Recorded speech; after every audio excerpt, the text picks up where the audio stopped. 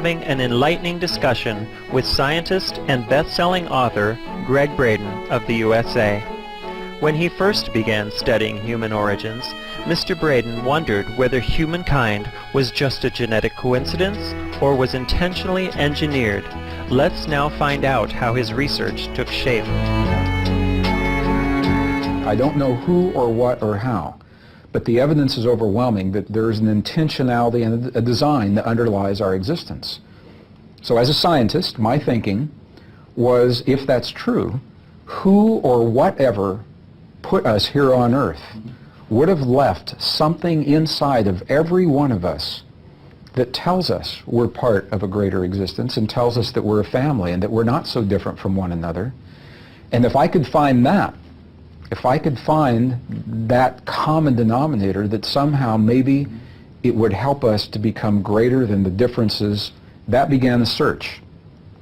And I combined the science that I know of biology and history and ancient language, linguistics, genetics, with the new science of computers that were now on my desktop. And Daryl, I'll tell you, I remember the very first time as a scientist that I had the opportunity to see the human genome, a piece of human DNA coded on my computer screen.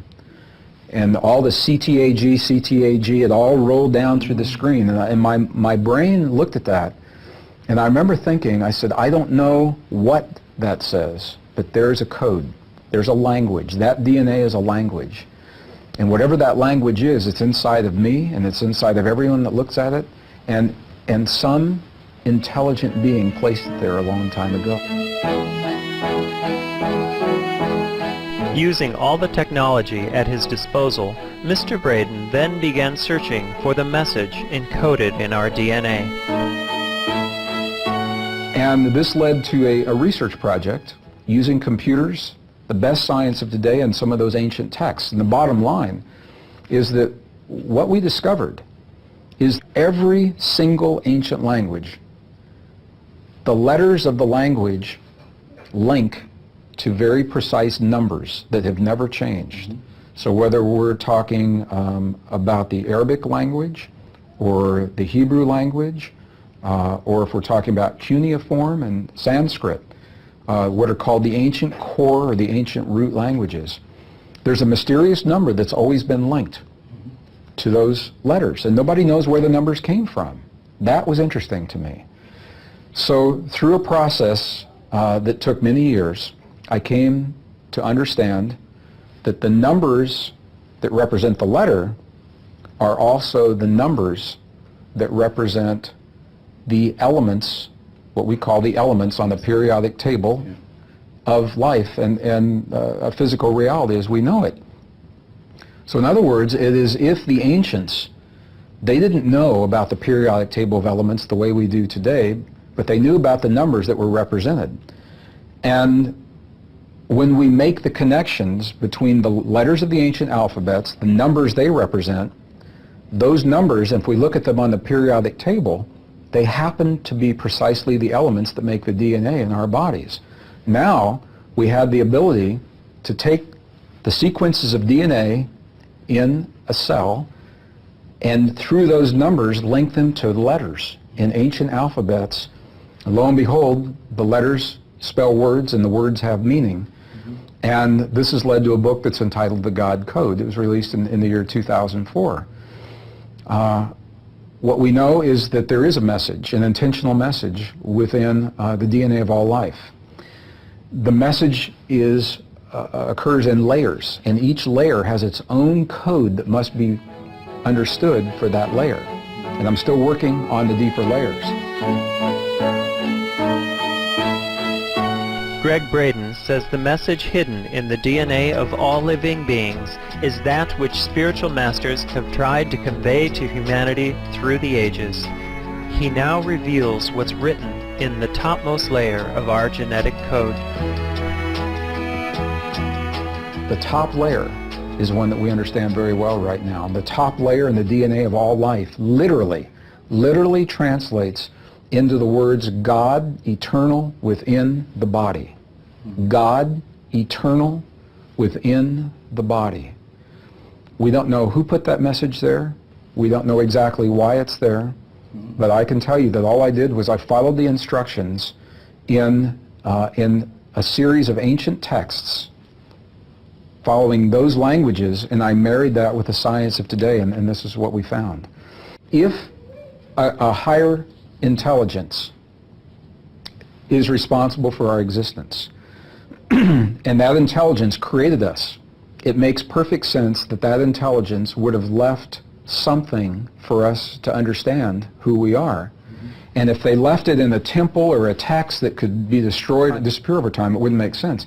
It makes perfect sense that that higher intelligence would have left the message encoded into the creation itself. And as long as the creation exists, the message is intact.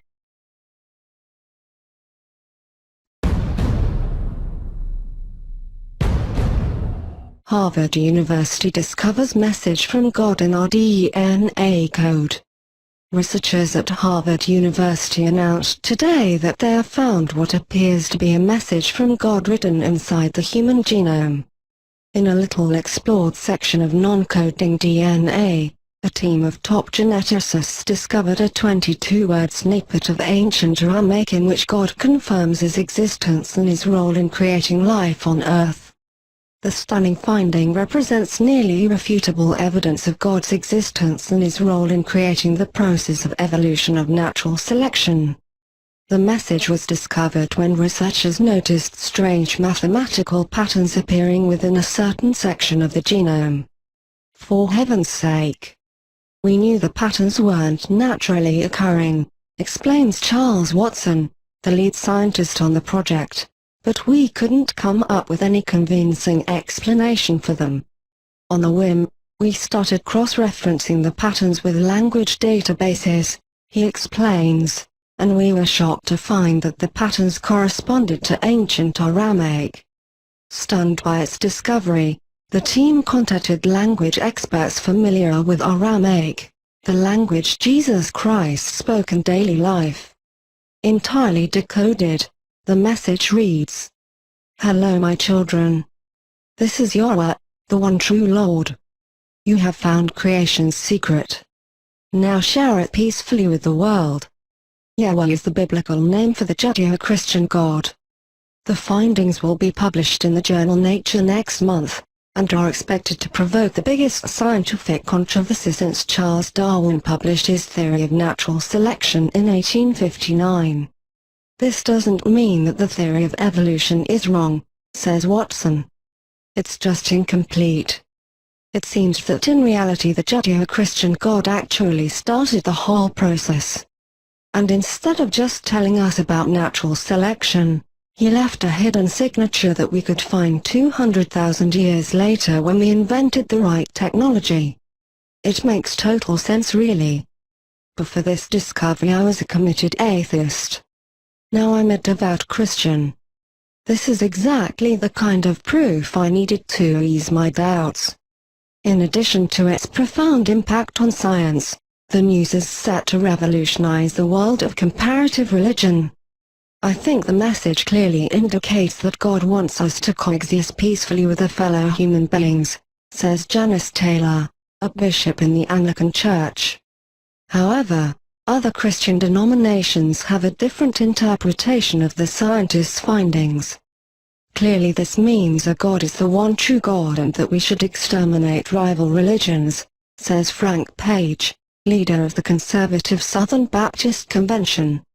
Now that we have truth on our side, I think it's time we start a new crusade.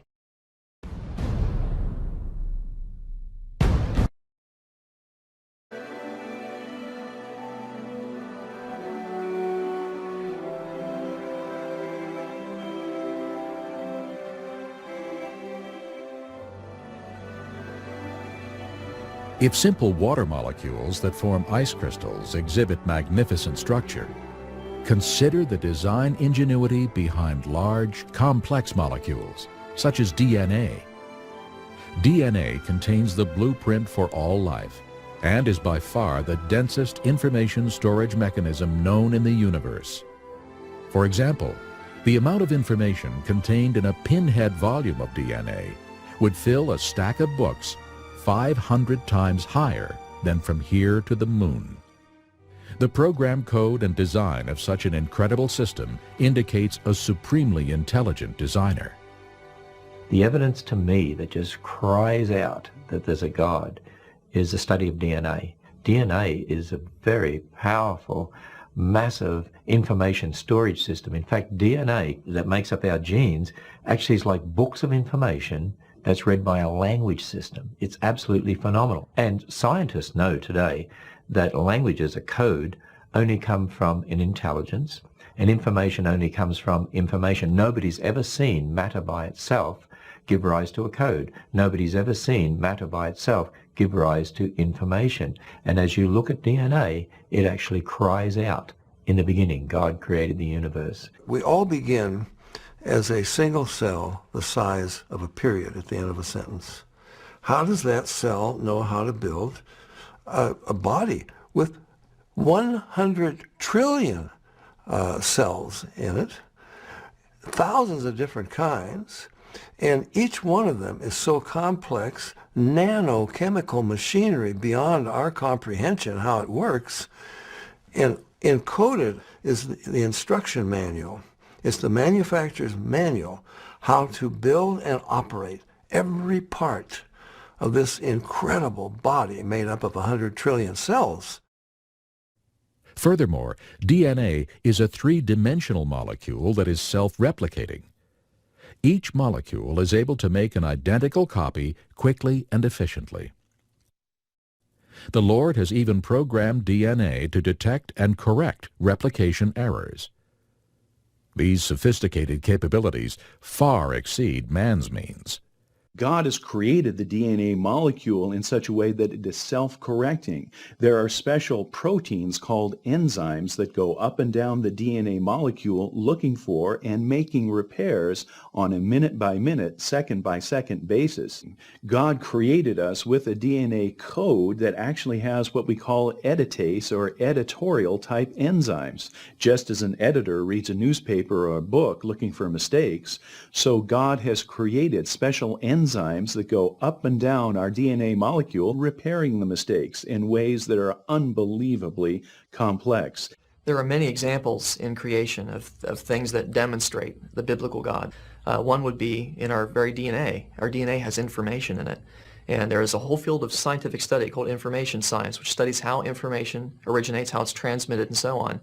And one of the laws of information science says that information never originates by itself in matter, never spontaneously comes about. Anytime we trace the copying of information back to its source, it always comes back to a mind. And since we have creative information in DNA, that tells me that DNA comes from intelligence. It's not something that could possibly come about through millions of years of mutations and natural selection. That just won't work.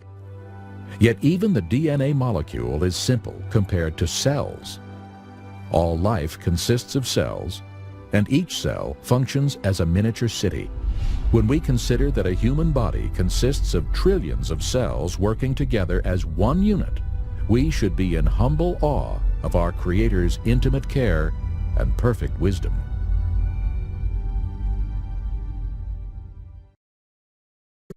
What's up, everybody? You already know who it is. You got Wags My Tag here, and I just got bombarded with a story that is probably the most crazy thing that I've heard in a long time, and I run through the crazy stuff, so I'm going to drop you with this one. Let's see what you think about it. Harvard University discovers a message from God in our DNA code, in the double helix, right? And it says that 22 words were taken from a snippet of DNA. They had said it was in some repeating code, and it was in a section of non-coding DNA. And they discovered a 22-word segment of ancient Aramaic in which God confirms the creation of the earth, right? And life, right? This might be the craziest thing I've ever seen, guys. This is by Harvard and by their linguists. So this discovery was done at Harvard. Harvard is saying this, right? And Harvard linguists are interpreting what it says, all right? Is that crazy enough for you, right? All right, and I'm going to tell you what it says. This is a 22-word segment. Hello, my children. This is Yahweh, the one true Lord. You have found creation's secret. Now share it peacefully with the world. And that is mind-blowing, everybody. Harvard is they're the people saying, "Hello, my children. This is Yahweh." And I can't believe this. This is popped up on my feeds. This is this is a cutting edge story, and they say that they're going to release these findings in the Nature magazine, the Nature magazine, which is reputable, and they're going to actually publish that they found this. And with this published, this could be the greatest. They say it is going to be the most monumental debate since Charles Darwin defined natural selection. And this could be crazy, guys. If this is scientifically refutable that this is a message in Aramaic, then I mean, are people who believe in science, the people who are atheists, you know, that are firm believers in only science and the abundance that has brought us, you know, they're gonna have to look at this and say, oh well, that's science, biology, and our biology and our history together, they just put together the pieces. But I just can't believe that Harvard is saying something along these lines. I'm going to have the link for this in the description. You can read it for yourself and decipher what you think of it. But this is going to be a real wait-and-see attitude to see what's published, because this is the mind-blowing story that we've all been waiting for. So if you like this video, I'm gonna keep up with it, see what's going on, better study into it, because this seems kind of fishy. But if it's real, it's Harvard. So rate, comment, subscribe, get at it. Peace, guys.